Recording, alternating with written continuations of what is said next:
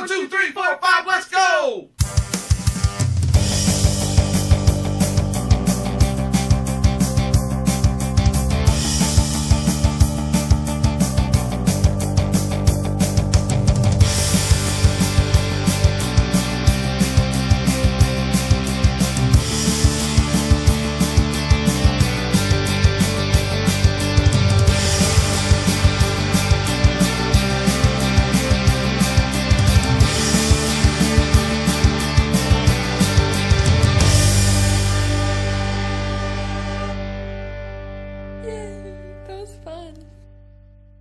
Streaming to you from the Plastic Microphone Studios deep in the heart of Cajun country, this is Fave 5 from Fans.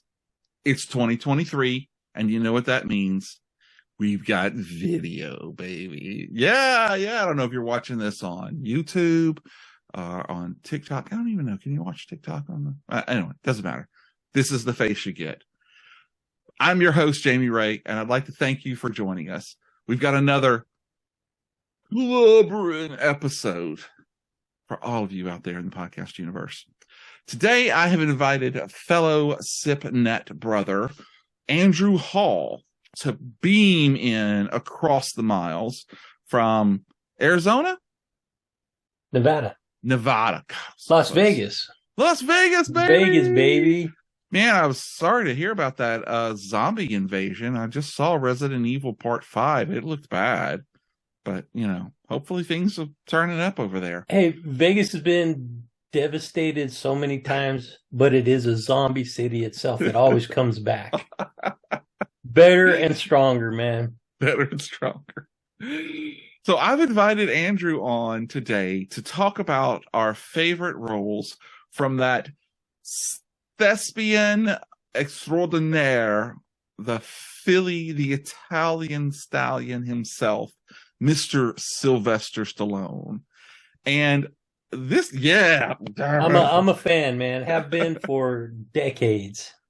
So when I got Andrew on an episode of Complete Disarray, we talked about a really cool Cold War era spy sci-fi thriller about a planet-ending virus. It's called Satan Bug. Check it out. It should be out already. You don't get to see this pretty face or that pretty face, but you get to hear us. And when I reached out to him to say, hey, man, you want to do this episode? Because he's all about Cold War, even though there were no Russians. There was an Austrian, but anyway, I digress. He wasn't really an Austrian, though, when you think about it. There was a guy pretending to be an Austrian who may or may not have been British. We're not sure. Listen to the episode to find out. I said, you know, we should do a Fave 5. And right away, hey, can we do Sylvester Stallone? I was like, yeah, sure. You don't want to think about that a little while. But one of my all-time favorite actors, man. I was going to say, you must be a really big fan. Yeah. If we did a Fave 5 fans of actors, I think Stallone would be in my top 5. Wow, that's awesome. But don't use the T word. Okay, I guess the top. Oh, did I say that? You did. Oh. We don't use that. We don't use that word. Okay, he would be in my Fave 5. There you go. Oh, it's like music to my ears. Okay. So I too am a fan of Sylvester Stallone, and that was made quite apparent to me when I started looking at his repertoire of movies. Going, oh yeah, I've seen that. Oh yeah, I liked it. Oh yeah, that's a good one. But I will say that there's a lot of sequels in his catalog of movies. So when we look at all the movies he had and then say, okay, well, what are his roles? Well, then that made it a little more interesting. So what I did, and I didn't put this on you, but what I did is I said, not only am I going to look at his role, but I'm also going to tell you my favorite movie of that portral. Oh, I could do that too. Okay. Yeah. I didn't do that, but that's easy. Yeah. So I thought it would, for me especially. I mean, there's some things that just come out like, oh, well, okay, it was really good in this one, but this one not so much. Right.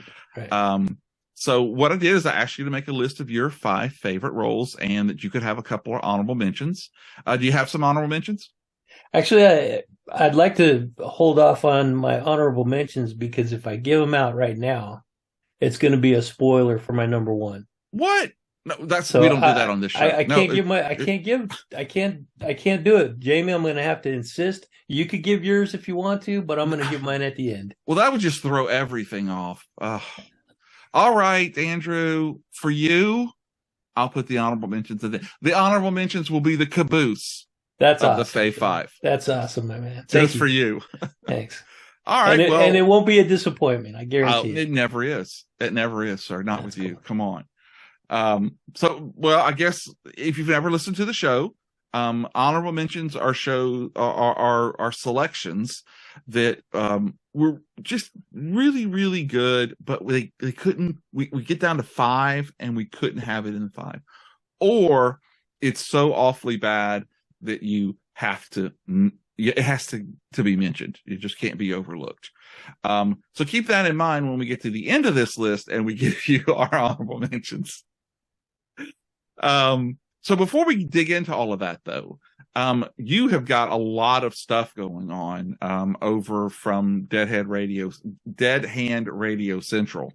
Why don't you tell us a little bit about that and where people can hear you? On every podcast platform, on YouTube, and if you just go to my website, andrewhall.com, it's all there. The show is Dead Hand. It's been called Dead Head, Dead End. Dead Ant.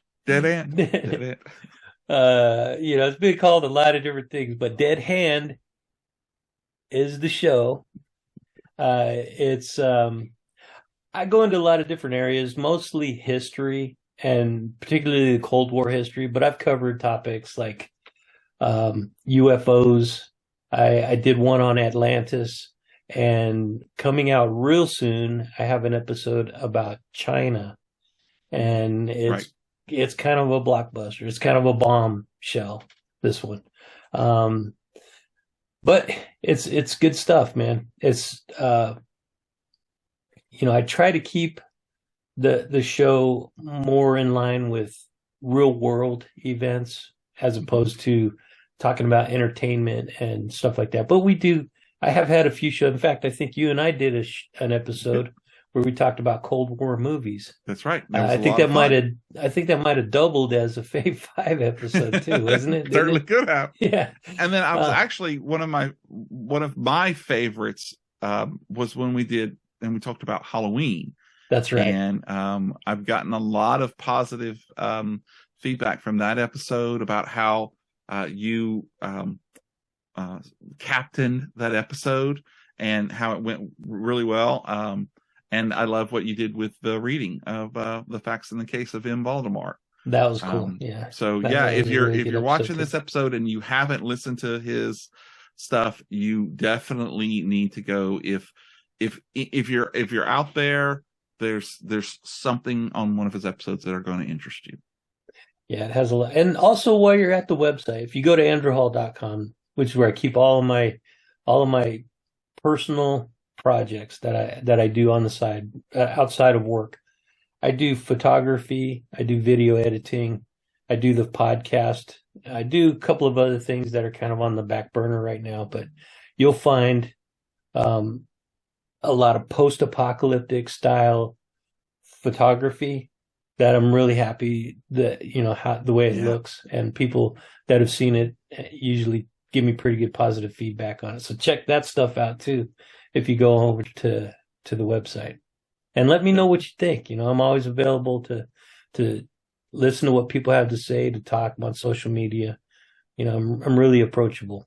Yeah. And we'll have links to all of those on the show notes of this episode as well. So you don't have to look for it. You can go, straight from there. Do you think your China episode will be out? So right now it's between Christmas and New Year's. When do you think we'll see that or hear that China episode? I'm anticipating by this weekend. So the weekend of New Year's Eve. Well, you'll have already seen it on our feed. We'll share it when you post it. Awesome. But after you finish this one, go find that one, because I've had a little sneak peek of it, and it's some pretty amazing, mind-blowing stuff that's going on out there. And he really digs into it with someone who knows. It's not just second or third hand information. So definitely check it out. Love what you're doing with that. Thank you. You know, me, I'm all about the fun. There's too much reality in my life. So it's good to be able to have a source that I can trust to tell me some of those other ones. And I don't have to worry about what your agenda is. I know that you're just bringing the story the way that it is, the way journalism is supposed to be done. Thanks. So good for you. And back at you, man. Your show brings brevity in a world that is going through tough times right now. So having an outlet to just escape from reality with shows like Fave 5 from fans it's really an awesome thing to have. So thank you for doing what you do, man. Thank you. It keeps me sane. It does. Yeah. So, wow. Okay, I'm going to keep it together. All right. No, seriously, I do appreciate it because I do love what I do because it is something that, you know, you can close the doors, you can shut the world out and just talk about goofy stuff if you want to. And I love that even somebody like you who has a very serious aura about you, when you come on the show, you have a different, you know, I can tell that you're like, hey, I'm going to have fun, you know? Yeah, it is. So nice. I'm glad. You know, it's a different experience being a guest on somebody else's program than hosting a show, you know, or you're right. Even doing a solo show. You know, you wear the weight of, I mean, producer, editor, publisher, I mean, script writer. It's just so much more work to run your own show. And when you have the freedom to come on somebody else's show and let your hair down a little bit, you know, I don't have much, but letting my beard out a little bit, enjoying myself a little more, cracking some jokes. Where my show, I don't do a lot of joking because I tend to take on topics that are a little more have a lot more gravity to them. Although talking about Sylvester Stallone movies is pretty important to me. So I might put on the serious face once or twice during this conversation. I will keep my joking to a minimum.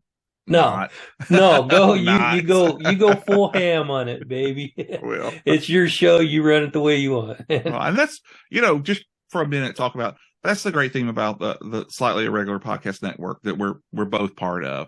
You know, you can find us at sitnet.us, which you run for us, by the way. It's amazing.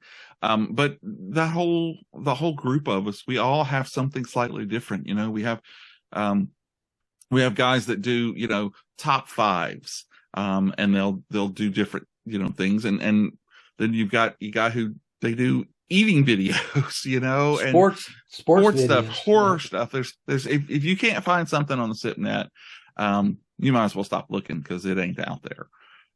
So I do love the fact that we all do this, you know, together and make a world where people can go in and find stuff. So, take a minute to go out and find us. We're on Twitter and, you know, we're on the web and stuff, and see what else is out there. You'll find something else you'll like for sure. But, anyway, all right. Well, I think, if you're ready, I'm ready. And we can skip our honorable mentions and go straight into our number 5 favorite Sylvester Stallone role. All right, so you go first. Take it away. You go first, sir. Okay. You're the guest, even though you're telling me how to run the show. So number 5 to me was the hardest choice to make. Really? Absolutely, yes. Okay. Because as you'll find out with my honorable mentions when we get there are so many good movies that have Sylvester Stallone in it. Mm-hmm. I had to choose which one to include in the Fave 5. Okay. And, you know, leave the rest out. So, because I already knew what my top 4, my Fave 4. I wasn't. I already knew what my Fave 4 were. right off the bat. But number 5 was I struggled with it. So Okay. I kind of still haven't decided, man. So let me just say it. I'm gonna go with Jack Carter from Get Carter. Okay. All right. That's gonna be my number 5, man. And he's a Las Vegas mob enforcer. Travels back to his hometown to investigate his brother's mysterious death. There's a cool part played by Michael, the old timer Michael Caine. Michael Caine, yeah, Yeah, because he was the original Get Carter, right? that's right. He was the original Get Carter. See, I haven't seen the remake. Oh, it's great, man. Okay, I love it. It doesn't get great reviews, but Stallone just kills it in this part, man. Yeah, exactly right. Who cares about what critics say, man? Yeah. we're the critics. That's right. He's just cool, collected. He wears a suit, Mm-hmm. And he's a mobster. Does he have facial hair in this one? I think he has a goatee for part of the movie. Okay. At the end, he shaves it off and goes clean shaven like he usually does. But it's a cool role, man. It's one of my fave Stallone roles. So, have you seen the original? I don't remember if I had seen the original or not. I want to say I've only seen it once, but I remember it's along those same lines. But it's very cool. I love it when they do a reboot or a reimagine or whatever you want to call it, and they not only pay homage, but they bring the original actor in to give him a spot. I always think that's so cool. So I'm actually making this list, obviously, but anything that I haven't seen, I am going to go and see it. Yeah, I recommend Get Carter. Nothing bad to say about it. It's just a cool role for Stallone, and it's a role that you don't normally see him play. It's like a lot of movies you see Stallone in, he is Stallone. Yeah. And in this one, he's more I don't know, man. Is he more Sylvester and less Stallone? Probably, that's a good way to put it. Yeah, he's he wears a suit, man, and I mean not just a off the shelf suit. I think it's a custom made suit, and he kills it, man. Awesome. Well, I'm gonna have to see that. And he's also a dude that you don't mess with. There's a line in this film, I can't remember it verbatim, but he says something along the lines. He's talking to Michael Caine, and Michael Caine is like, kind of bowing up to him a little bit. And he says, "Look, you're a big man, and I'm sure in your day, you probably could have done some damage, but I do this every day, and I'm at the top of my game, so you don't want to come at me." Something like that. And I was like, man, that is cool. That's awesome. Yeah. I'll have to go and see that then. Yeah, we just recently rewatched, totally off the tangent, The Muppet Christmas Carol with Michael Caine. Oh. He's such a good actor, Yeah, he's a great actor. Yeah, so I'll have to go and watch, see how he does that with bouncing off Sly. My favorite Michael Caine role is oh man, I'd have to look it up, but he's this old timer, lives in an apartment complex in England, and he faces off against these gang members, and I can't remember the name of it, man. I can look it up. That's our next show then, right there. Favorite Michael Caine roles. Oh, that's cool. Yeah, I'd have to look that one up. I don't know what the name of that movie is. I don't know what that one is. Okay, so my number 5 is a very Sylvester role for him.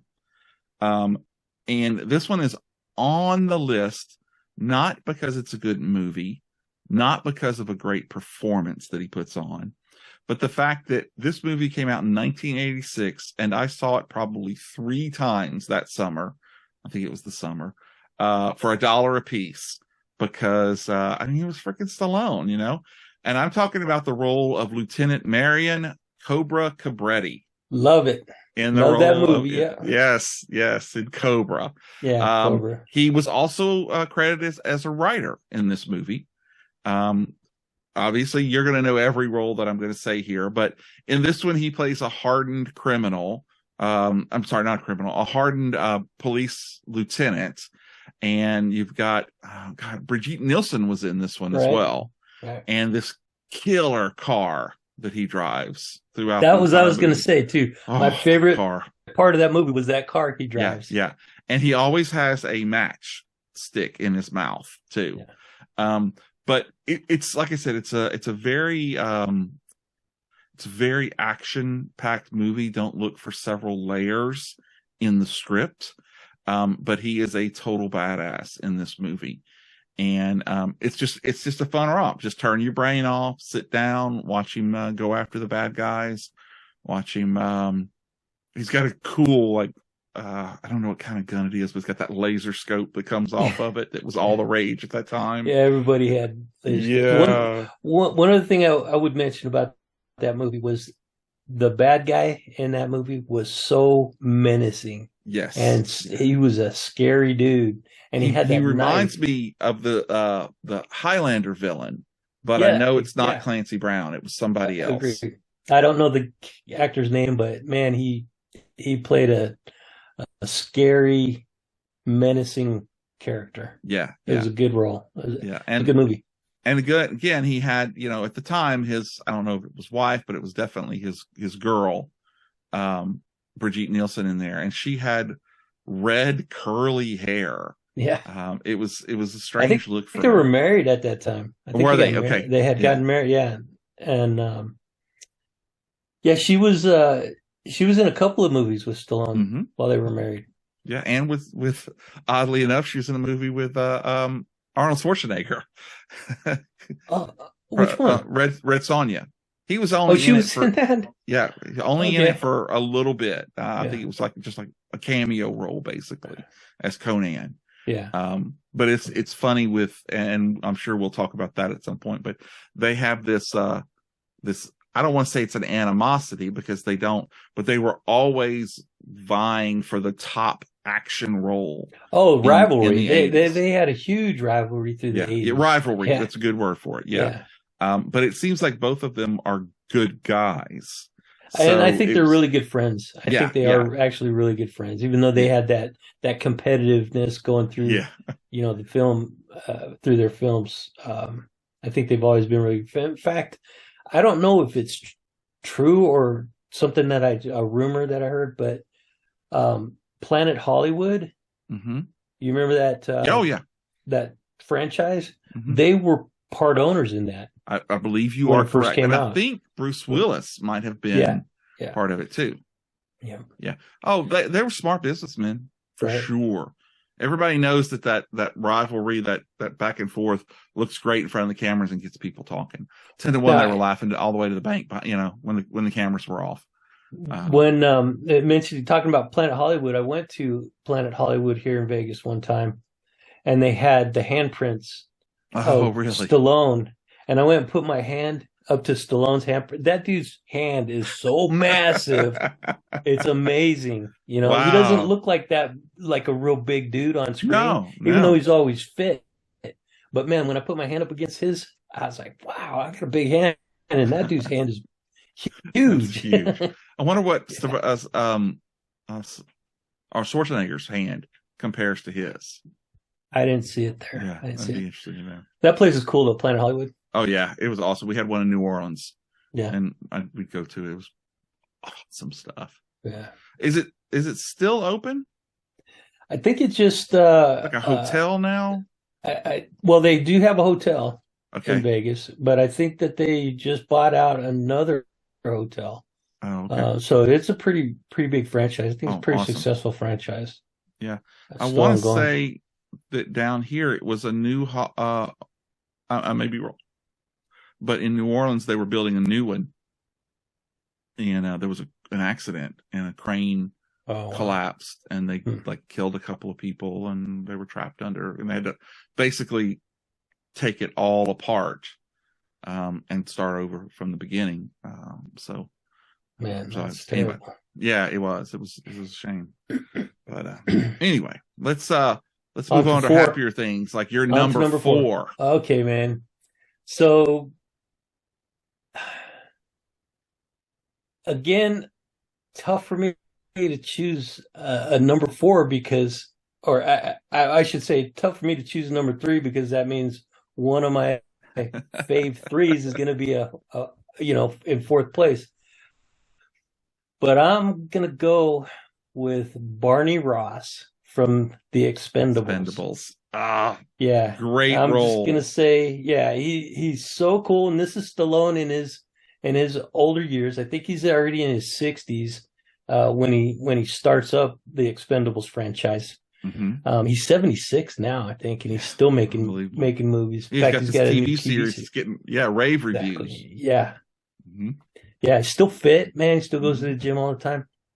But Barney Ross, what stood out to me about this movie was he surrounds himself with all the top action actors in the industry, and he's still the number one. Yeah. Right? Yeah. He's got Jason Statham, Jet Li, Schwarzenegger is in there. Well, yeah, I mean, Chuck Norris, he comes out and puts everybody to shame, which is so cool that they played on that. My buddy of mine just got to meet him like 2 weeks ago in Dallas. Yeah, and he's older than Stallone, I think. Isn't he close to 80? I want to say he is 80. He might be. But he looked awesome. I mean, just looked so good.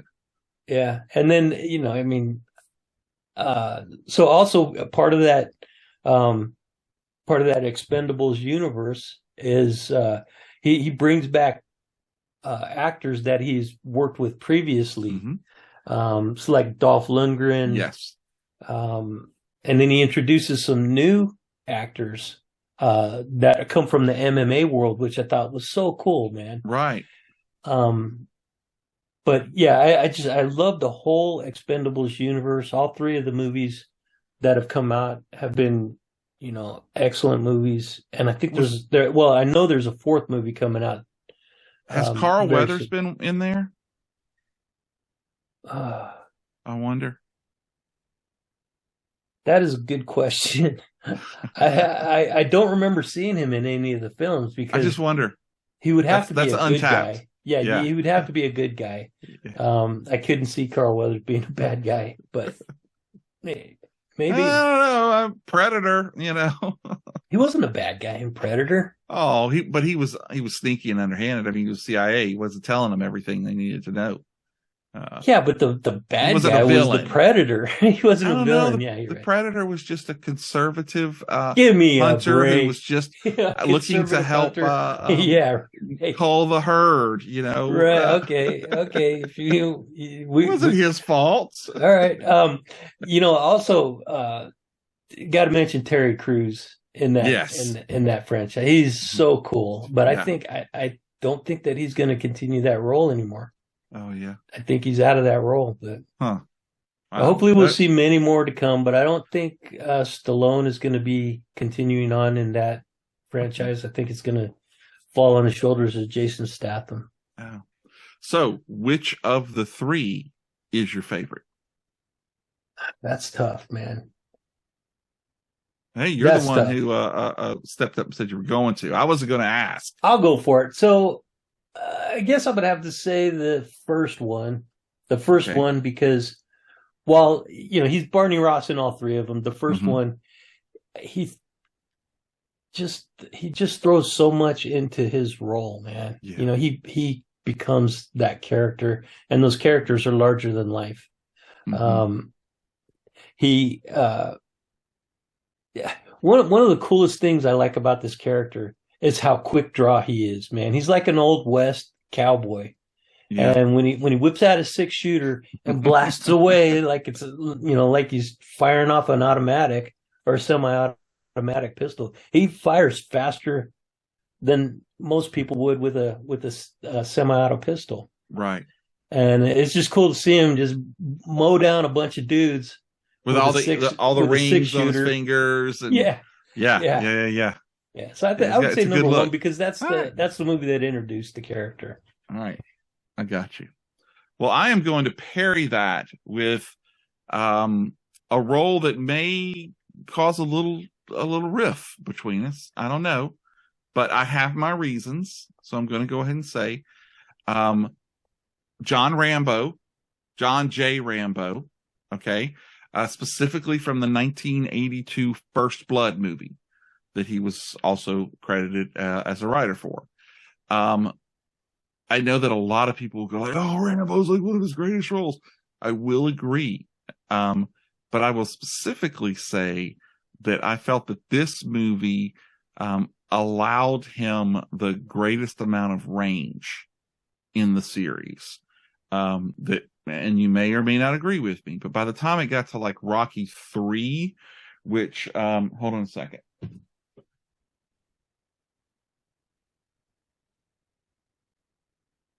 I have my National Video, where I used to work, my National Video VHS copy of Rambo 3. So I have love for the show. Don't think around. But by that time, it became almost a caricature of the John Rambo that we saw in the first one. I thought there's so many times, especially when he's out in the woods by himself, that he really was able to emote the feelings that he had, with his trauma, with his PTSD. And so I really, even though the explosions weren't as big and there was, none of all of the craziness that came later, I really thought that role and that particular movie was his best performance of Rambo. Cool. Well, so, I don't want to go into too much of my thought on that one, because this is your number 4, if I'm not mistaken. Right. And my number 3 is John Rambo. Then let's move straight on. So we can segue right into number 3, and yep. I will say that Rambo is my number 3 fave of Stallone. And now Rambo part 2, right? It's called First Blood Part 2? No, my favorite Rambo film is Rambo. It's just Rambo. Just Rambo. Okay. It's number 4 in the franchise. Oh, okay. I got you. Where he's older. There was a break. Right. In The one with the movies. He comes back and he's in. It's like 2018 or something like that. And he's in Myanmar. He's in Myanmar, right. And one of the coolest things I like about the entire Rambo franchise is that from the beginning, when he takes on the stigmatism of Vietnam veterans coming back from that war, and then the second movie, he takes on the fact that we left so many people behind in Vietnam, and he goes back to try to rescue some of those people. The third Rambo, he basically takes on the Soviets in Afghanistan. And he helps out the Afghanistani tribes and the injustices that were being done to those people. The fourth installment, where he's in Myanmar, he's taking on the genocide that's going on in that country right then and there. And that, to me, was a little bit of a different flavor of Rambo. Mm-hmm. He comes in, he's older, he's grizzled, but he's still fit. I mean, man, you see videos of him in the gym at that era, at that time in his life. I think he was in his 60s already at that point. Mm-hmm. And he's just rock solid. Yeah. And then in all of his movies, whenever he's doing some kind of physical activity, that's usually him doing it. So when he's building that knife, okay. And he's sitting there hammering that knife over basically a blacksmithing, what do they call that? Where they put the knife in the fire? I don't know what it's called. I don't know. Like urn or something. Yeah. Not an urn, that's not the right term, but whatever. Anyway, he's making that knife himself. Right. And then, he catches the snakes. He's part of his income is to go catch snakes and sell it to the people. So, he's just trying to stay away from civilization. He just wants to be left alone. Just be a boat captain. Just move back and forth. Yeah, I'm with you. Yeah, and then these people come in to do their good deed, to try to help the people of Myanmar, and he gets roped in to helping those people, and they unleash hell. When Rambo cuts loose on those people, whatever that army was, yeah, Rambo and that crew of mercenaries through them, just blows them away. Yeah, and I was like, literally cuts a guy in half. Yeah, he did. Yeah, I was so shocked by that scene. That was not just amazing, just amazing. And the graphic violence in that film was over the top. But it was kind of appropriate because you could see the anger, just and you could kind of feel the anger of what he was experiencing by seeing all this carnage that these military people were, like for example, they had people running through the rice paddies that were covered in mines. It's just crazy genocidal maniacs. And here comes Rambo, to put those people in their place. I just want to be a pacifist. Yeah. And great role.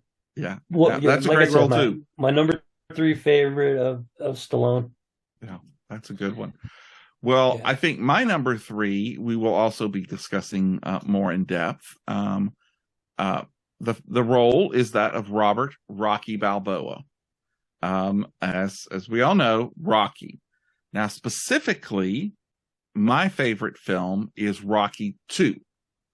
In this movie, he was also the director, writer, and the boxing choreographer. The first movie is great. Don't get me wrong. I mean, it put him on the map and allowed him to do all of these other roles that we're talking about today, with the exception of one. And I'll get to that later. But the second movie is the one that really cemented me with Rocky. I mean, just the whole Carl Weathers, the rematch, the getting that together, the story development. I just love that movie. I've watched it over and over and over again. Now, having said that, my favorite scene of any Rocky movie is when Apollo Creed comes into the ring in 4 to James Brown singing Living in America. With the hat? Yes. The Uncle Sam hat? But we're not talking about that. We're talking about Sylvester Stallone. So my number 3 has got to be Rocky Balboa from Rocky 2.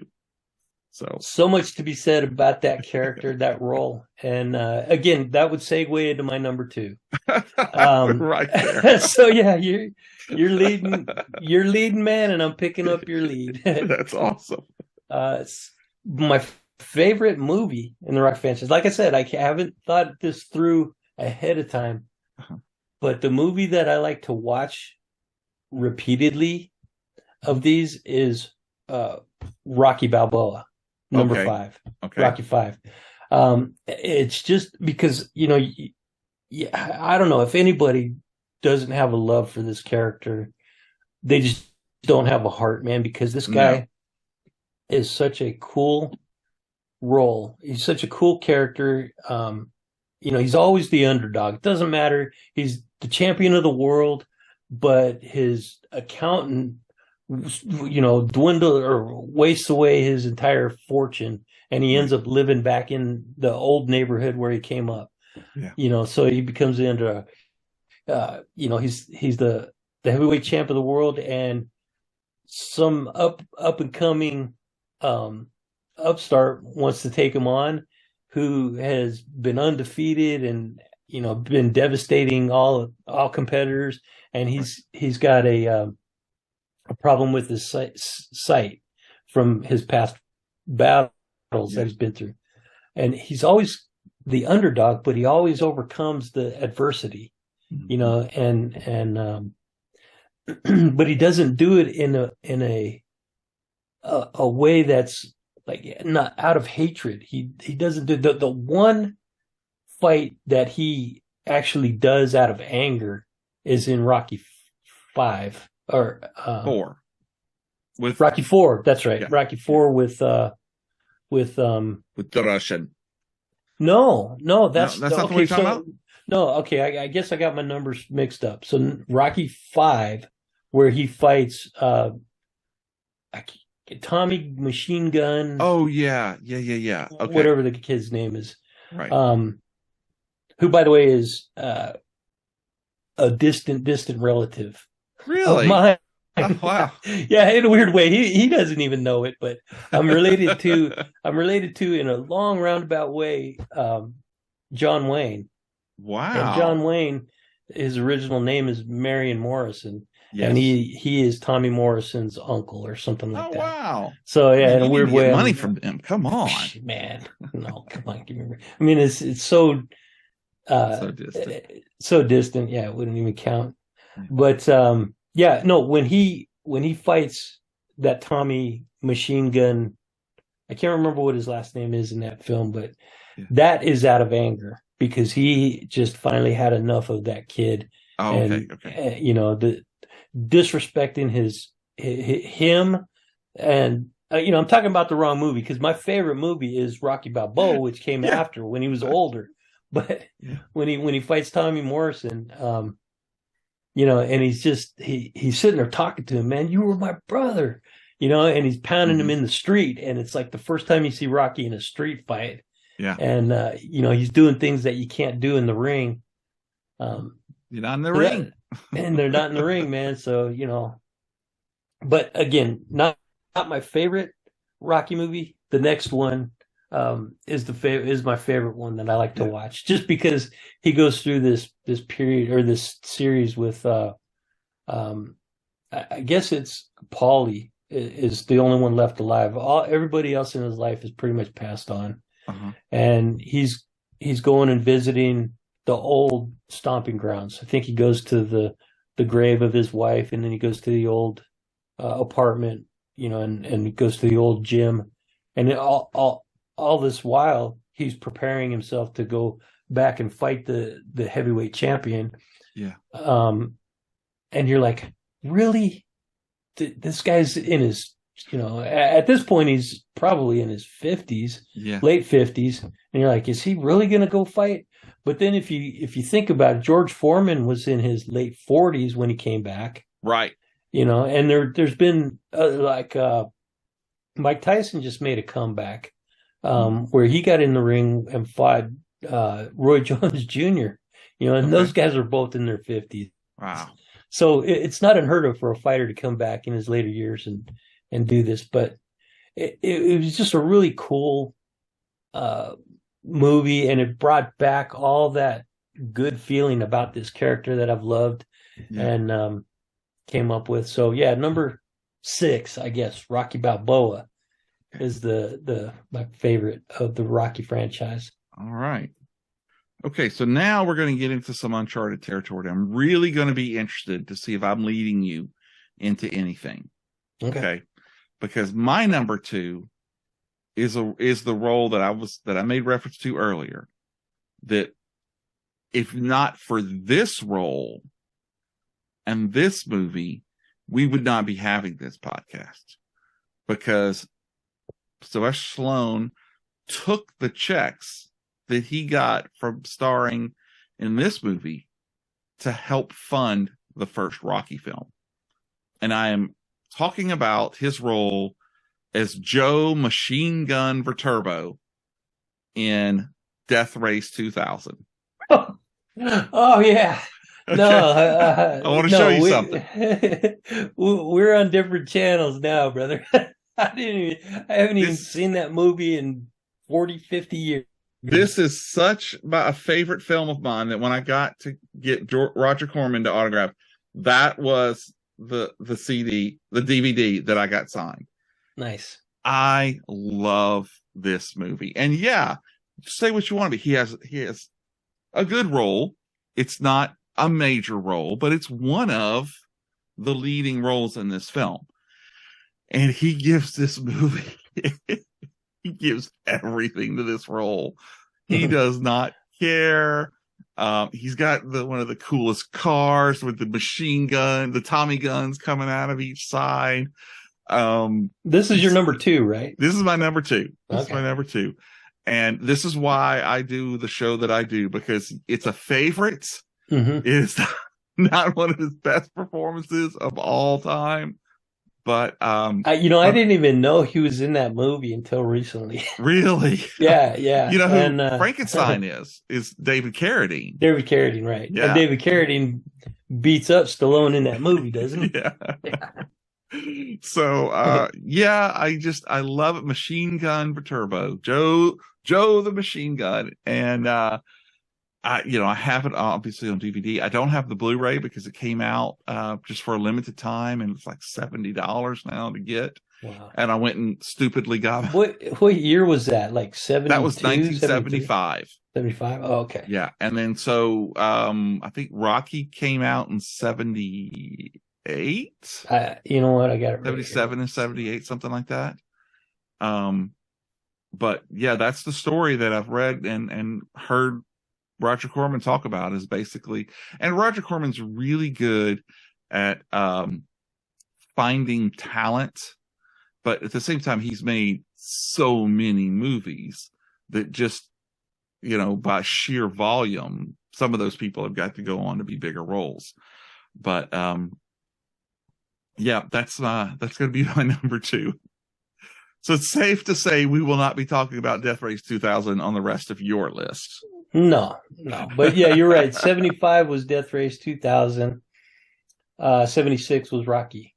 76. Okay, yeah. So he did it right afterwards. Okay. Yeah. And you're right, man. Rocky was the role that broke open everything for Stallone. Everything for him. Yeah. As you may be surprised, Rocky's not my number 1. No. Because there's one role. We've already covered that Stallone has filled that is, to me, even stands above the rest, including Rocky.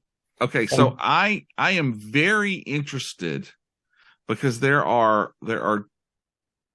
2 possibilities. Because I thought it was going to be Rocky from you. So there are 2 possibilities of your number 1, and one of them I think we might match on, but I'm ready for you to rip that Band-Aid off. Do you want to guess? I'll give you a guess. Well, no, I don't want to guess because it's my number 1 as well. Oh, okay. So, okay. I'm ready. You lead me down. Okay. So my number 1 favorite Stallone role is Sylvester Stallone himself. The man. Okay. He, as you mentioned, he's been a writer. He's written he's written 42 scripts, and most of those he's starred in as the leading role. He's directed numerous movies. I don't even know how many movies he's directed. He does most of his own stunts, where there's very few actors that do a lot of their stunts, but he has been a huge inspiration for me ever since Rocky. And you might think that a fictional character would be more influential. No. But to me, the accomplishments that Sylvester Stallone has done himself eclipses everything that any of his characters has ever done. Okay. And he's a real person. So that's, that is why he's, my favorite Stallone role is Sly himself. Was not I thought you were fixing to say that it was Sylvester Stallone in something as himself. Mm-hmm. But no, you mean as Sylvester Stallone as being Sylvester Stallone. That's awesome. He is, he's been married to the same woman for over 30 years. Okay. He's raised 3 daughters. He's in the 30 club like us. Yeah. And his 3 daughters, you don't know a person unless you actually talk to that person. But the best way to know how of a person's character is what their friends and their family say about him. Mm-hmm. And nobody that knows Stallone has ever said a bad thing about him. Really? He's not a difficult person to work with. In fact, when he's directing on set, if the crew is not doing what they're not able to capture his vision, he'll get out there and get the set to where he wants it, to where to bring his vision to life. Right. He leads by example, and it's reflected in how his daughters talk about him. His daughters have a podcast, and he's been on their podcast a few times. Really? Yeah, it's Unwaxed, I think, is their podcast. And it's his two of his daughters. He's got 3 daughters, but Stallone has been on a couple of episodes. And then there was a recent movie about Stallone doing a re-edit of Rocky IV. Okay. And in that movie about him making the re-edit, you get to see Stallone as a person, as an editor, as a director. You get to see him in a role that you don't normally see him in. And just his philosophy about life and about work is really inspirational, and it comes across really good. So let me see if I can tell you what that movie is that just recently came. It's on it's like a friend of his shot it on an iPhone during the pandemic when he while he was in, and I think it's on Prime, but I can't find the name of it. It has something to do with, but it's his re-editing of Rocky IV. Well, we'll put it in the show notes. If you figure out, just shoot it to me. Okay. And we'll put a link there. Yeah. I'd be interested to see that too, because I could go on about that guy all day. He's not my favorite actor. He's not my favorite director or writer, but combined, what this guy has accomplished is impressive. Yes. And it's my favorite Stallone role. Awesome. Hands down. Well, I didn't go nearly as heady as that. Sorry, that was a little deep, I admit. No, that's great. I mean, that's what it's about, is getting surprised and finding out these things. No, I think that's great, man. I think we still got honorable mentions to do. Yeah, too. Yeah. Well, my number one is a movie that he was only in one, and some people hate this film, but I don't, because I think it's a lot of fun. It's got Sylvester Stallone, it's got Wesley Snipes, it's got Sandra Bullock. I'm of course talking about his role as Sergeant John Spartan, the crocheting cop from Demolition. Why is this my favorite role? Because he has fun with this role. Yeah. I would agree with that. Yeah. His other films, they're great. Don't get me wrong, but even with Death Race 2000, there's this violence and anger to him. Not anger's not the right word, but a primal animalistic feel to him. And in this role, and please God, if you're listening to this episode and you've never seen Demolition Man, stop now, go watch it and come back with a couple of Taco Bell bags full of food. Because Taco Bell wins the franchise wars, the fast food franchise wars.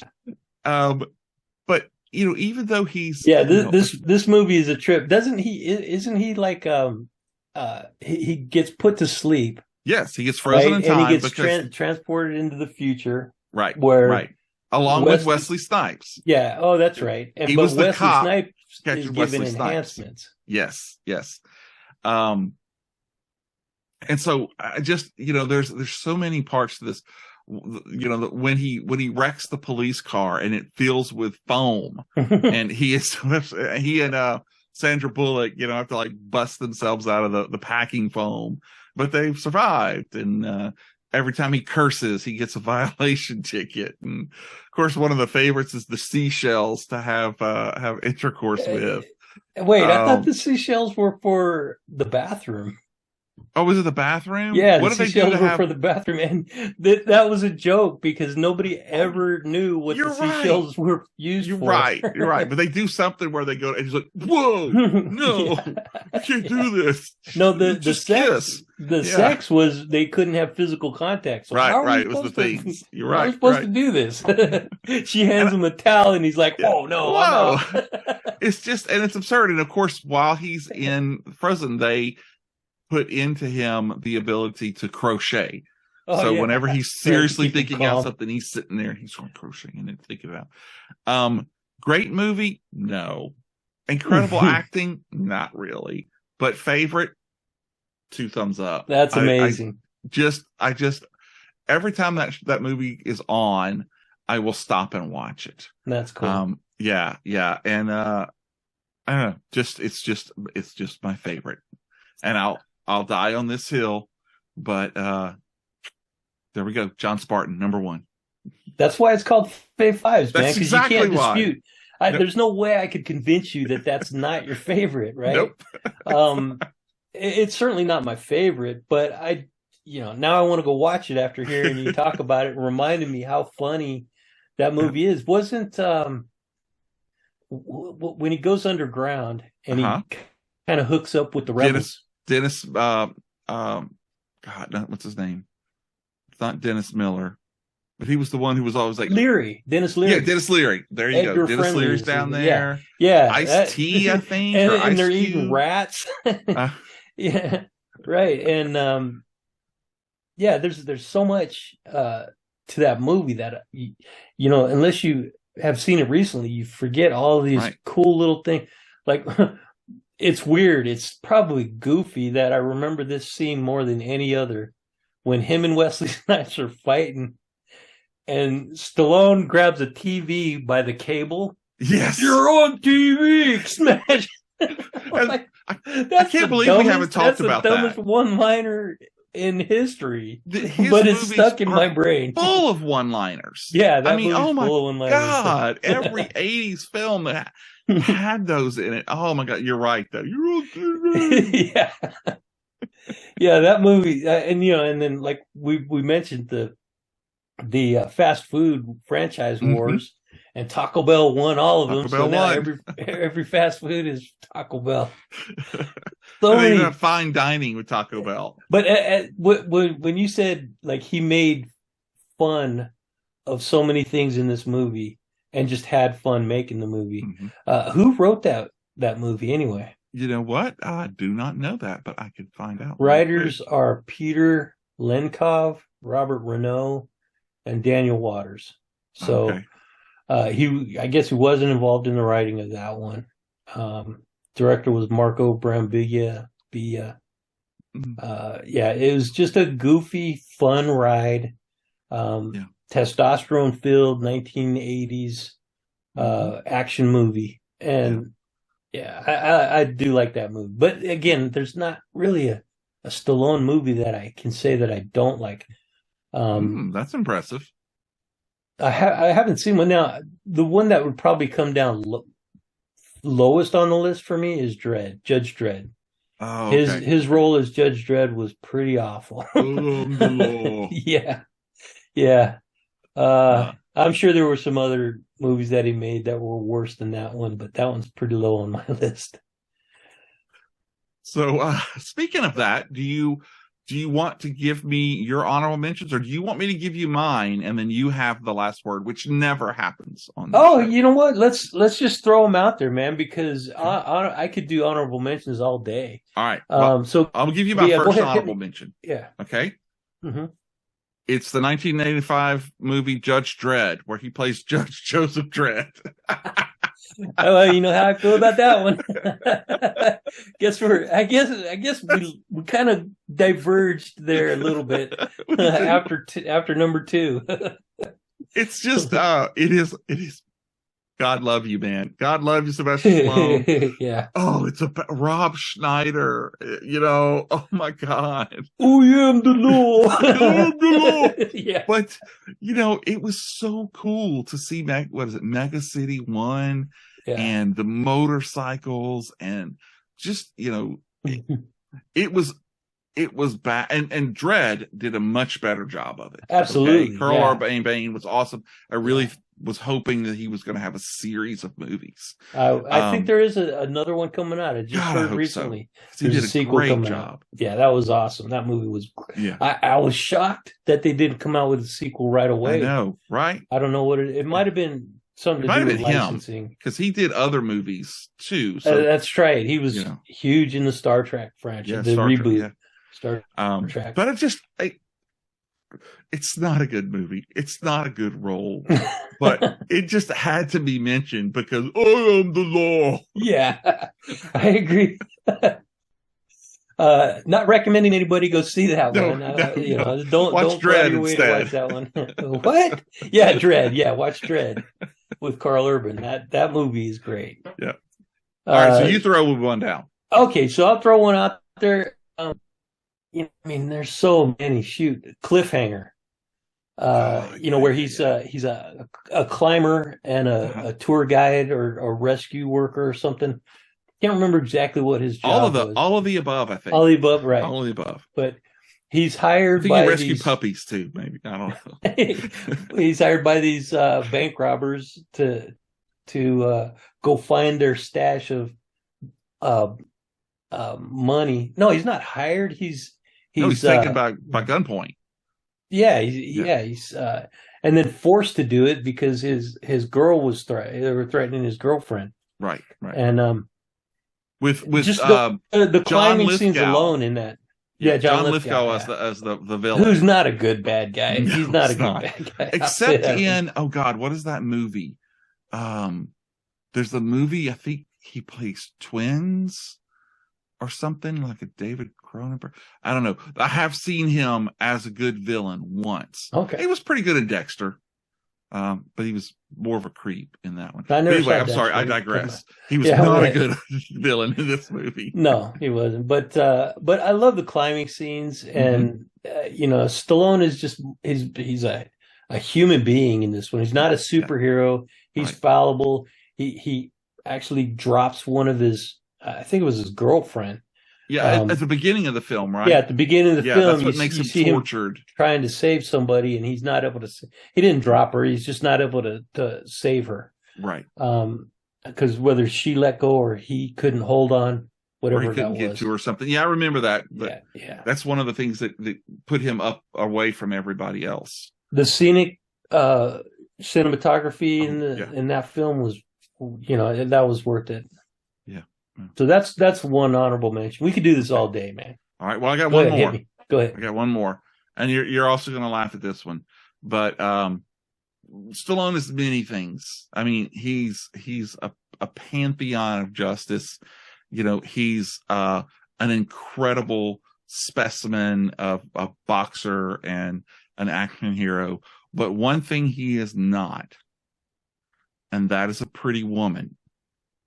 And we learned that in the 1989 film Tango and Cash, where he is forced, along with Kurt Russell, to dress up as drag queens to escape after they've been falsely accused.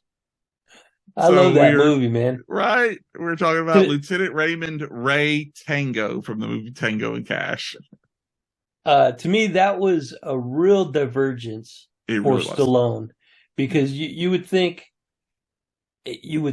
like he would be the role that Kurt Russell portrayed, and Kurt Russell would portray the role that Stallone played. So it's like they switched roles. Yeah, but he's super smart, ultra rich, fancy dresser. I was fixing always the fancy dress, the glasses. Yeah. But he's a cop. He's a detective, and his partner, Kurt Russell, he's kind of a jerk. He's dirty. He gets on his sister. Yeah. He's a Terry Farrell. I mean, Terry Hatcher. I would have hit on her too. He's more of a roughneck, where Stallone is more refined, more cultured. And you really don't see that up until this point, until that role. Right. You always see Stallone in camos in the jungle, or sweating in a boxing ring poor or guy. in the gym. Yeah. Yeah. And so this was a different role to me that he played, and I thought he did a great job in that film, and I like that movie. That is obviously on my list of 100 honorable mentions. Yeah. Do you have any more? Because no, those are my two. You go ahead and give me yours. What else you got? I'll just do one more because like I said, we could do this all day, and I mean, almost every movie that Stallone has ever made, I've seen and I loved it. But another movie where he really goes outside of his stereotype is Copland. Oh yeah. And yeah, in this film he plays a cop named Freddie Heflin. He's a little bit overweight, and he actually put on the weight. Yeah. For this role. He stopped working out, ate a bunch of junk food, and gained 30 or 40 pounds. The things had a little bit of a have gut. to go through. I know. And in this movie he was deaf in one ear, so he had a little bit of a handicap. And he was kind of a deadbeat sheriff of a small town that was right next to somewhere in New York. That was next to a big city that was run by a bunch of crooked cops. Okay. And it was kind of an unwritten rule where he would look the other way while these cops did whatever they wanted to when they were in his territory. Until eventually something happened and he snapped and he decided to fight back against these crooked cops. I just thought it was such a different role for Stallone, and it was true acting for him. I mean, every role he plays is true acting, but this one, I think he really proved his acting chops. He proved what a good actor he is because he played a role that you wouldn't expect him to play. Right. He wasn't it wasn't a hero throughout the entire movie. Right. He was less than a hero, but he proved that heroes are average people that do extraordinary things under extraordinary circumstances. Well, what about this recent series that's out right now? I haven't seen it yet. Yeah, it's on. Yeah, it's only available on Paramount Plus. I don't subscribe to that, and I refuse to pay for another cable channel. Yeah. Yeah, I'm just not going to do it, man. I feel you, man. Sorry, Stallone. I want to see that, but I'm going to have to wait until it comes on Netflix. So how do you do your Star Trek? I don't watch Star Trek. Really? No. Oh, wow. See, I don't do Paramount either. I'm not as big of a Star Trek fan as people might think I am. Oh, okay. I'm more of a Star Wars guy. I've been a Star Wars fan since early 70s. I mean, I'm definitely going to Star invite Trek. you to watch the new series that we have coming out next year. It's a whole new podcast. It's called Scout and Jamie's Watch Party. And we are going to watch we're going to watch 14 different Star Wars movies. Oh, wow. Okay. And we're going to do that all in 2023, knock on wood. And that includes the 2 Ewok movies and the Star Wars Holiday Special. How are you going to find the Holiday Special? I didn't think that was available. Oh, it's black market copies. I found it at cons years ago. It's not a very great copy. No, it was but supposedly it was so bad that they never aired it again. Oh, yeah, they didn't. But just like almost anything, it made it out on somebody recorded it, and so it's been like a 3rd generation VHS copy. You got a VHS copy? Oh, dude! Look, wait a minute. Let me show you. This is my setup, so you can see. I've got over here. I've got a CED player.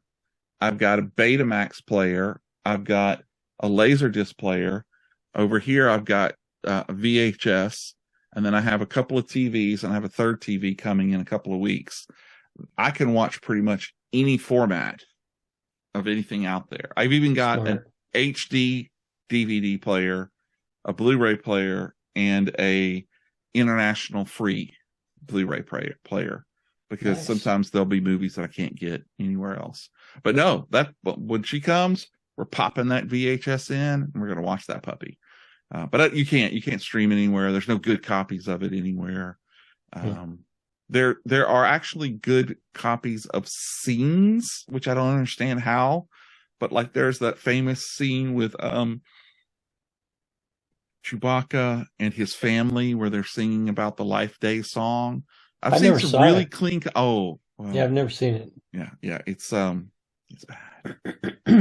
That's what I've heard. Sorry, it's bad.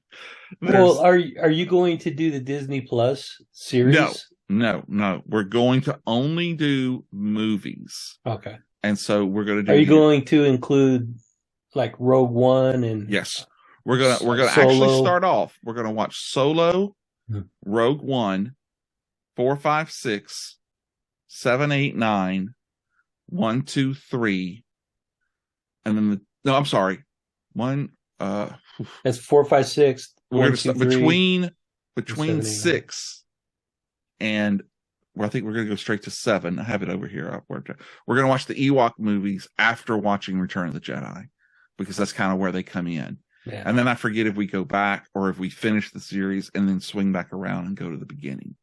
I didn't even know they made Ewok movies. Yeah, they made 2 of them, as a matter of fact. And then after that, 2024, we're going to plan on watching all of the Star Trek movies. Mm-hmm. Yeah. So, do you like the reboot, or do you like the original Star Wars motion picture movies? Which would you prefer? Well, there's no preference, because it's got to be the originals. Okay. There is no better movie than Star Trek II: The Wrath of Khan. Period. Wait a minute. Of all time? Of all time. No better Star Trek movie, or no better movie ever? No better movie than Star Trek II: The Wrath of Khan. I didn't know you were that big of a Star Trek nerd. Oh.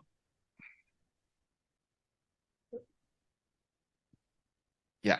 Okay. OG. Got it. But no. I agree. That's the best Star Trek movie, in my opinion. That's the best Star Trek movie. Yeah.